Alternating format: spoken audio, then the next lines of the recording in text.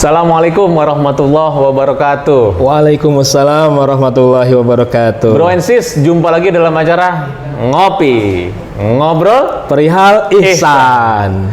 Oke, Ustadz, sehat kabar Ustadz ya? Sehat, alhamdulillah. Ini Saya juga dalam nggak ketemu nih kita. Ustadz kita gagal sekali nih. Kombinasi yang pas antara shawl sama kostum. Oh iya. Ustadz, ini melanjuti topik yang kemarin Ustadz. Kita akan bahas masalah ihsan. Ini banyak terjadi fenomena saat kita belajar tasawuf, ternyata tidak sedikit itu yang belajar tasawuf akhirnya itu udah banyak menikmati kedigdayaan. Mereka tujuannya pun untuk kesaktian seperti itu Ustadz. Bahkan belajar tasawuf itu untuk kepentingan-kepentingan sebenarnya keduniawian juga. Hidupnya susah, keluarganya berantakan. Nah, itu fenomena ini seperti apa, Ustadz? Apakah memang kita belajar tasawuf itu memang tujuannya untuk itu? Monggo, Ustadz. Ya. Jadi fenomena yang terjadi ini kita sebut saja bisa dikatakan pertama adalah efek samping, kedua adalah bonus. Karena kalau kita nyebut efek samping kan kesannya kita memvonis nih, itu suatu hal yang jelek nih. Betul. Tapi bisa juga kita sebut bonus. Yang penting jangan jadikan itu sebuah tujuan. Nah, itu kuncinya, Ustadz. Kuncinya Ya? jangan dijadikan sebuah tujuan. Karena bagaimanapun ketika kita belajar tasawuf itu kunci utamanya kan dalam rangka kita taqarrub ilallah. Makanya dalam sebuah definisi yang disampaikan oleh Ajengan Jejen ya, beliau menyampaikan sebuah definisi yang bukan dari kitab, tapi definisi hasil beliau merangkum dari memang beliau sebagai orang yang punya kapasitas keilmuan yang memang berhak juga membuat definisi. Kan dalam tasawuf itu kadang banyak definisi-definisi kan, termasuk beliau membuat definisi tasawuf.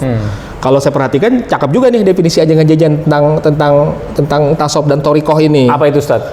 Beliau mengatakan yang namanya tasawuf atau thariqah itu adalah sebuah cara, metode mendekatkan diri kepada Allah. Jadi kata kuncinya metode cara untuk mendekatkan diri atau taqarrub kepada Allah ya.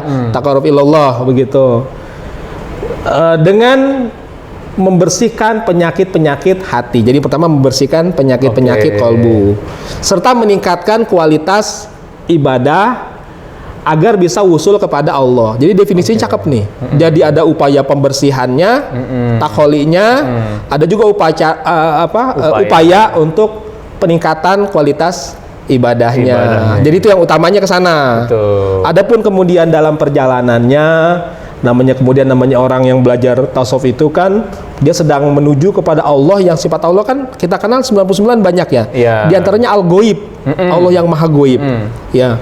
Maka dalam perjalanan kita menuju kepada Allah yang al-ghaib ini, terkadang secara spiritual itu sang pelaku ya, pengamal atau ya orang yang mempraktikkan ketasawufan ini, maka dia ada kalanya memang masuk ke wilayah-wilayah dimensi-dimensi kegaiban itu.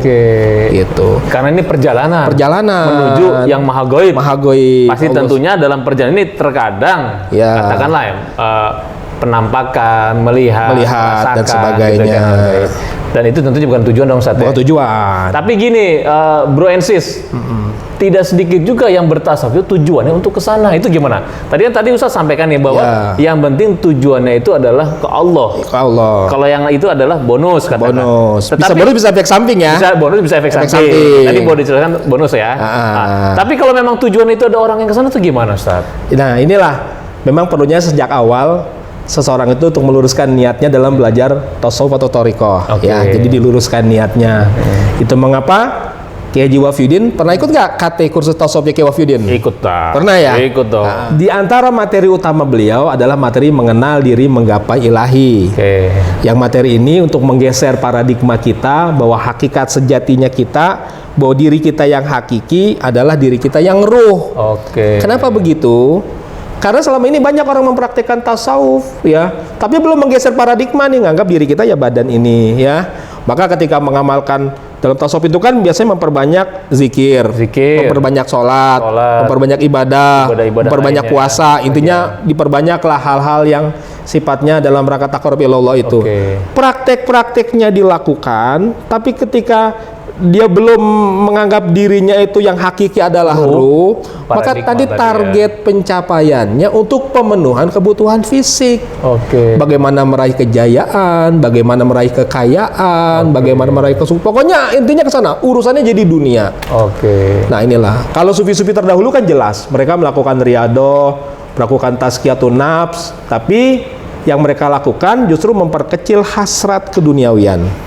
Tapi kalau orang sekarang lucu, ngikut tarekat, ngikut tasawuf, banyak puasa, banyak riyadhah, malah ngejar-ngejar dunia. Nah, itu bedanya sufi zaman dulu dengan jangan-jangan aneh nih, Ustaz. bukan nyindir nih, bukan nyindir nih, Bro Ensis. Jadi memang penting apa namanya belajar tasawuf itu perlu ada bimbingan. Ya, ada guru. Berguru dan juga apa sih itu tasawuf? Iya, ya kan? Definisinya paham Definisi dulu. seperti apa? Mengapa harus bertasawuf? Jangan main kita sudah bertasawuf bertarekat, main tarik teman, udah ikut zikir, itu boleh. Tapi tentunya tadi kita kuncinya supaya dari awal mereka tuh punya track yang langsung ke Allah.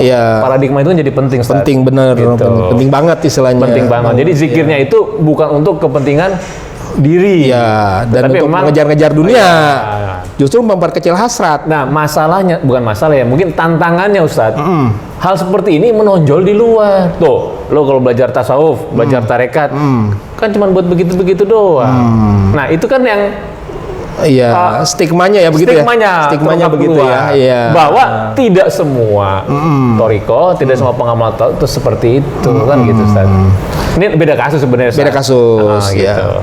Ya namanya kita juga sedang belajar, maka ya awalnya mungkin niatnya belum benar, belum lurus, tapi kan kita dalam belajar tasawuf ada makanya kerangka niat yang sudah dibimbingkan oleh para ulama tasawuf, khususnya di dalam Thariqah Qadiriyah Naqsyabandiyah itu kerangka niatnya ilahi anta maksudi waridhaka matlubi atini mahabbataka wa ma'rifatak. Jadi ya Tuhanku, engkaulah maksudku, tujuanku, ya. Waridhaka matlubi. Jadi kalaupun ada yang kita harapkan, ridhomu yang aku cari. Dan kalaupun ada yang kita minta bukan yang ecek-ecek, tapi atini berikanlah aku, limpahkanlah aku mahabbataka, cintamu, wa ma'rifat, ada ma'rifat. Jadi kalaupun ada diminta bukan yang ecek-ecek. Betul. Tapi yang langsung yang luar biasa. Gitu. Jadi Ustaz, tentang apa tujuan kita bertasawuf ini, kesimpulannya apa, Ustaz? Yang pertama, Ustaz, taqarrub ilallah, mendekatkan kepada Allah, ya. Kemudian dalam upaya kita membersihkan diri kita dari berbagai penyakit-penyakit hati, ya. Kemudian juga kita meningkatkan kualitas ibadah, ya, agar ibadah kita lebih ikhlas, istiqomah, agar kita bisa wusul kepada Allah. Jadi tujuan kita bertasawuf itu taqarrub ilallah dengan cara yang pertama adalah membersihkan diri dari berbagai penyakit hati nurani. Yang kedua tadi dengan apa, Ustaz? Meningkatkan kualitas ibadah supaya bisa usul kepada Allah. Bukan yang lain-lain. Benar. Gitu. Oke, Bro and Sis, cukup lugas kan tadi disampaikan oleh Ustaz Andika. Memang kalau ngobrol dengan beliau ini waktu 7 menit ini nggak terasa. Sampai di sana sampai lupa belum diminum kopinya. Iya, sampai kamera udah 1 menit gitu. Ya kita. Justru gini, nanti setelah ini Ustaz ada beberapa pertanyaan yang masuk, Ustaz. Tapi nanti Bro and Sis di segmen berikutnya ya. Oke. Sampai jumpa lagi dalam acara Ngobrol Perihal Ihsan. Assalamualaikum warahmatullahi wabarakatuh. Waalaikumsalam warahmatullahi wabarakatuh. Minum dulu dong.